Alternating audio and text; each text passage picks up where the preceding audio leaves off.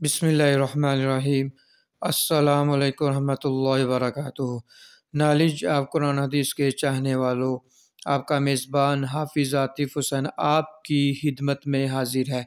ناظرین سامعین، آج میں آپ کو اس ویڈیو میں یہ بتاؤں گا کہ جو لوگ جانوروں سے پیار نہیں کرتے، ان پر ظلم کرتے ہیں، ان کے بارے میں ان کے لیے کیا سزا ہے۔ حضرت عبداللہ بن عمر رضی اللہ تعالیٰ عنہ سے روایت ہے کہ آقا علیہ الصلوۃ والسلام نے ارشاد فرمایا، ایک خاتون کو بلی کی وجہ سے عذاب میں مبتلا کیا گیا۔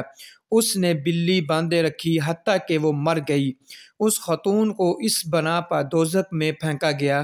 جس وقت اس خاتون نے اس بلی کو باندھا تو اس نے نہ تو کچھ کھلایا اور نہ ہی پلایا، اور نہ ہی اسے کیڑے مکوڑے کھانے کے واسطے رہائی دی۔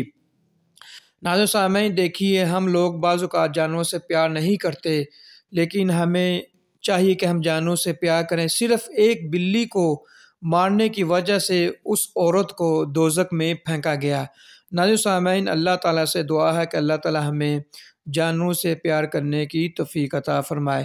ناظرین سامعین، اگر آپ کو ویڈیو اچھی لگی، آپ لائک کیجئے، شیئر کیجیے اور میرے چینل کو سبسکرائب کیجیے۔